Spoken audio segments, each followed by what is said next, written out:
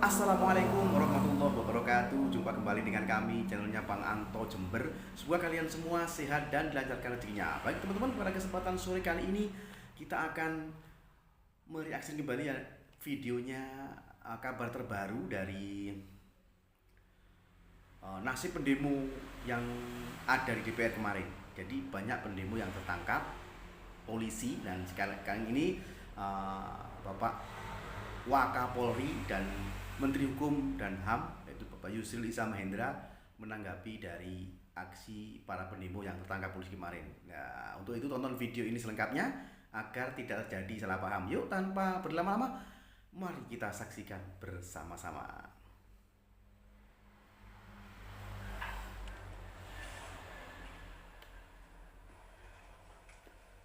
Terima kasih rekan wartawan. Assalamualaikum warahmatullahi wabarakatuh. Pertama, saya ucapkan terima kasih atas kehadiran rekan-rekan wartawan semua, dan terima kasih juga atas kesabaran menunggu kami melaksanakan rapat dari jam 9 sampai dengan jam 12.30 tadi. Dan rapat kali ini diselenggarakan merupakan rapat koordinasi Kementerian Koordinator Bidang Hukum, HAM, Imigrasi, dan Pemasyarakatan terkait dengan langkah-langkah koordinasi yang kita lakukan untuk menentukan langkah-langkah selanjutnya dari berbagai peristiwa yang terjadi, aksi unjuk rasa, demonstrasi, dan sebagainya yang terjadi pada akhir Agustus yang lalu. Dan kami ingin memastikan bahwa langkah-langkah penanganan terhadap kegiatan masyarakat tersebut telah dilakukan sesuai dengan koridor hukum dan penghormatan terhadap hak-hak asasi manusia. Rapat hari ini dihadiri oleh banyak sekali kementerian, hadir juga tadi Menteri PPA, Menteri Pelindungan, Menteri Pemberdayaan Perempuan dan Perlindungan Anak, kemudian juga wakil-wakil kementerian, beberapa wamen juga hadir. Hadir juga Wakapolri, hadir juga Irjen TNI, hadir juga Wakabin, hadir juga beberapa lembaga, dan di samping itu juga hadir juga Komnas, beberapa komisi nasional, komisi Komnas HAM, komisi perlindungan perempuan, komisi perlindungan anak Indonesia, kemudian komisi nasional perempuan, dan juga lembaga pelindungan saksi dan korban. Kami ingin mendengar semua laporan dan juga pandangan dari mereka semua dalam mengantisipasi perkembangan yang terjadi. Pada intinya adalah bahwa pemerintah memberikan satu respons yang positif terhadap tuntutan dari rakyat kita untuk melakukan berbagai perbaikan yang selama ini dirasakan satu yang kurang, dan didesakan untuk dilakukan satu pembenahan dan perbaikan. Walaupun tentu tidak semua itu ditujukan kepada pemerintah, karena sebagian juga ditujukan kepada DPR, dan kami berkeyakinan bahwa DPR akan memberikan respons yang positif pula terhadap apa yang menjadi tuntutan dari rakyat kita itu. Terhadap tuntutan yang ditujukan kepada pemerintah, tentu pemerintah akan memberikan satu respons yang positif ke arah itu, walaupun tidak semua dari tuntutan itu dapat segera diwujudkan, oleh karena memerlukan waktu, antara lain misalnya perbaikan terhadap peraturan perundang-undangan yang ada, menunggu pemilihan umum tahun 2029 dan seterusnya.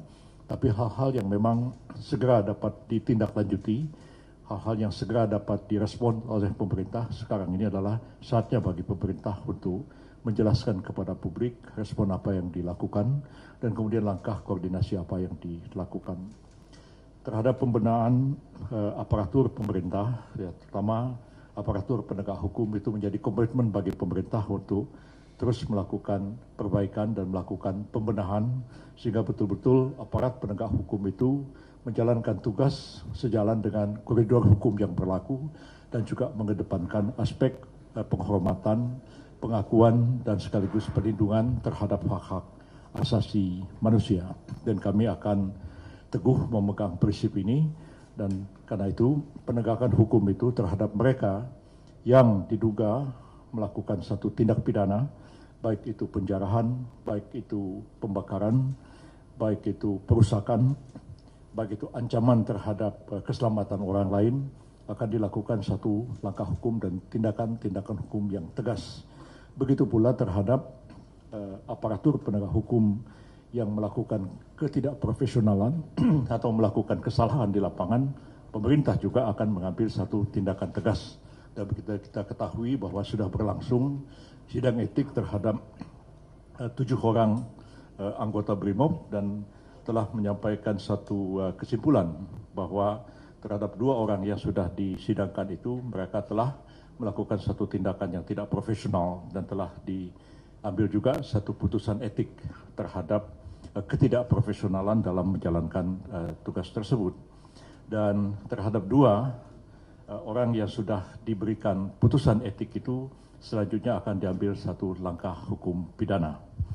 Jadi kalau kemarin saya mengatakan tidak tertutup kemungkinan akan diambil langkah pidana, hari ini dari rapat ini sudah diterima satu laporan dari kepolisian bahwa terhadap 2 orang yang tidak profesional itu akan dilanjutkan ke persidangan di peradilan umum, akan didakwa sebagai pelaku tindak pidana. Jadi masyarakat harus mengetahui perkembangan ini, bahwa pemerintah tidak saja mengambil langkah hukum yang tegas kepada warga masyarakat yang bersalah, tapi pemerintah juga mengambil satu langkah hukum yang tegas terhadap aparatur penegak hukum yang melakukan kesalahan di lapangan. Kemudian terhadap korban-korban yang terjadi selama aksi-aksi unjuk rasa yang terjadi beberapa waktu yang lalu itu, pemerintah menegaskan bahwa pemerintah bertanggung jawab atas semua itu terhadap mereka yang luka-luka, ya, terhadap mereka yang menderita sakit akibat berbagai kejadian. Ya, pemerintah mempunyai komitmen ya untuk menanggung pembiayaan mereka yang dirawat di rumah sakit, ya, yang dilakukan baik oleh kepolisian, mereka yang dirawat di rumah sakit Polri dibebaskan dari biaya perawatan, begitu juga terhadap mereka yang menjadi korban di daerah-daerah, semuanya ditanggung oleh pemerintah daerah sehingga tidak menjadi beban bagi keluarga mereka yang menjadi korban itu. Terhadap mereka yang meninggal akibat berbagai ekses dari unjuk rasa kemarin itu, tadi kami juga sudah mendapatkan laporan dari Lembaga Perlindungan Saksi dan Korban bahwa ada langkah-langkah yang sedang di follow up ya untuk menentukan santunan atau juga pemberian perlindungan terhadap mereka yang menjadi korban ini. Bukan saja mereka yang meninggal, tapi juga terhadap keluarganya, anak-anaknya yang harus juga menjadi beban bagi negara untuk dilindungi, diberikan beasiswa pendidikan dan lain-lain ke masa depan. Dan itu kami akan menunggu juga laporan lebih konkret dari Lembaga Perlindungan Saksi dan Korban. Dan selanjutnya pemerintah akan mengkoordinasikan apakah itu nanti akan ditanggung oleh pemerintah daerah atau ditanggung oleh pemerintah pusat. Dalam hal ini adalah Kementerian Sosial dan instansi yang lain. Itu hal-hal yang ingin saya kemukakan. Oh, di samping itu juga kami sudah mendapat kepastian tentang mereka yang ditahan dan nanti Pak Wakapolri akan menjelaskan lebih detail. Tapi sementara ini sebagian besar dari jumlah lebih daripada 5.000 ya Pak ya. Itu sudah ada 4.800-an sekian yang dikembalikan ke rumahnya masing-masing, tapi di antara semua mereka yang kemudian ditangkap dan ditahan itu sudah dihimpun bukti-bukti bahwa 583 orang di seluruh Indonesia itu akan diambil satu langkah hukum yang kemungkinan akan diteruskan ke pengadilan. Begitu juga mereka yang ditahan di Jakarta itu juga akan diambil langkah-langkah hukum yang sudah cukup bukti-buktinya dan tinggal menunggu waktu kapan kasus-kasus itu akan dilimpahkan ke pengadilan. Kami sebagai Kementerian Koordinator yang menangani bidang hukum dan HAM juga akan memastikan bahwa hak-hak dari mereka yang dilanjutkan perkaranya itu akan dijamin dan dilindungi, ya, dan juga kami akan pastikan apakah mereka didampingi oleh advokat, oleh penasihat hukum atau tidak. Kalau tidak, maka negara berkewajiban untuk menyediakan pendampingan gratis kepada mereka. Begitu juga selama mereka ditahan, apakah hak-hak mereka, HAM mereka dipenuhi atau tidak. Apakah mereka cukup diberikan cukup makan 3 kali sehari, apakah mereka itu orang tahanan yang manusiawi dan sebagainya, itu kami harus memastikan hal itu. Jadi seluruh hak-hak mereka itu akan dilindungi, dijamin, dan proses hukum itu kami jamin akan berjalan fair. Nah, tadi juga sudah diputuskan dalam rapat bahwa keterbukaan dalam transparansi dalam penyelidikan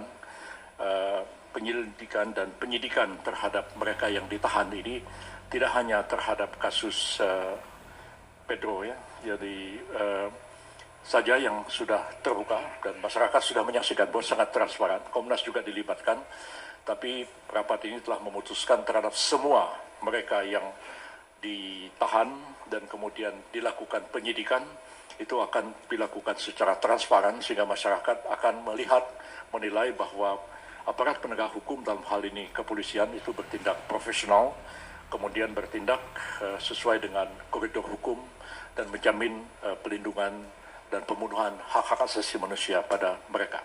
Kami tidak ingin terjadi kezaliman kepada warga masyarakat, kepada rakyat kita sendiri, tapi kalau rakyat itu diduga melakukan suatu tindak pidana, negara berhak mengambil langkah hukum terhadap mereka. Itu bukan kezaliman, tapi menegakkan hukum, tapi hak-hak mereka, ya, hak-hak asasi mereka itu, kemudian juga prosedur hukum yang harus dilakukan, itu betul-betul dilakukan secara transparan dan sesuai dengan kaedah-kaedah hukum yang berlaku. Saya kira itu. Nah, itu tadi teman-teman pendapat dari Bapak Menteri Koordinator Hukum dan HAM, ya, Bapak Yusri Iza Mahendra, yang berpendapat tentang pendemo kemarin yang ditangkap polisi. Jadi semuanya, baik warga pendemonya juga akan ditindak tegas dihukum, kemudian aparat yang tidak melakukan tugas dengan baik juga akan ditindak tegas. Nah, untuk itu bagaimana pendapat Anda teman-teman? Silahkan tulis di kolom komentar di bawah ini. Nah, sekian dulu video reaksi dari kami. Sampai bertemu di video-video berikutnya. Oke, sekian, terima kasih. Wassalamualaikum warahmatullahi wabarakatuh.